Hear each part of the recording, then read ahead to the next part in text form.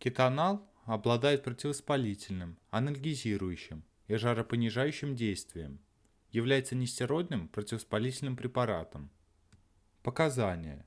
Применяется для лечения симптоматической терапии болезненных и воспалительных процессов различного генеза, в том числе в воспалительных и дегенеративных заболеваниях опорно-двигательного аппарата, ревматоидный артрит, серонегативные артриты, анкилозирующий спондилит, болезнь Бехтерева, псориатический артрит, реактивный артрит, синдром Рейтера, подагра, псевдоподагра, остеоартроз, при болевом синдроме, головной боли, тендините, бурсите, миалгии, невралгии, радикулите, посттравматическом и послеоперационном болевом синдроме, альгодисменорее, болевом синдроме при онкологических заболеваниях.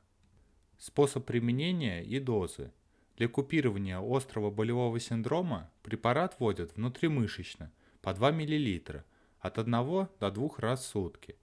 Длительность парентеральной терапии обычно составляет несколько дней.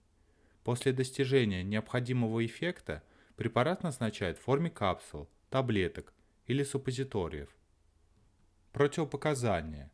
Бронхиальная астма, ринит, крапивница в анамнезе, вызванные приемом ацетилсалициловой кислоты или других нестероидных противовоспалительных препаратов, язвенная болезнь желудка и двенадцатиперстной кишки в фазе обострения, неспецифический язвенный колит, болезнь Крона, гемофилия и другие нарушения свертываемости крови, выраженная печеночная и почечная недостаточность, прогрессирующие заболевания почек, некомпенсированная сердечная недостаточность, послеоперационный период после аортокоронарного шунтирования, желудочно-кишечные, цереброваскулярные и другие кровотечения или подозрения на кровотечение, хроническая диспепсия, повышенная чувствительность к кетопрофену или другим компонентам препарата, а также салицилатам или другим нестероидным противовоспалительным препаратам.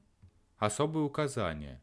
При длительном применении нестероидных противовоспалительных препаратов необходимо следить за состоянием крови, а также функцией печени и почек, особенно у пациентов пожилого возраста. Необходимо соблюдать осторожность и чаще контролировать артериальное давление при применении кетопрофена для лечения больных с артериальной гипертензией, сердечно-сосудистыми заболеваниями, которые приводят к задержке жидкости. Как и другие нестероидные противовоспалительные препараты, кетопрофен может маскировать симптомы инфекционных заболеваний.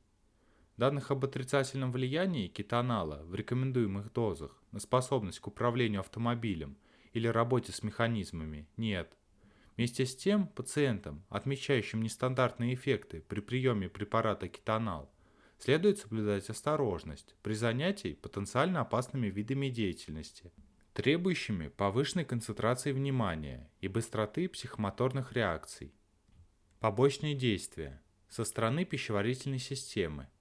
Диспепсия, тошнота, метеоризм, диарея или запор, рвота, снижение или повышение аппетита, боль в животе, стоматит, сухость во рту.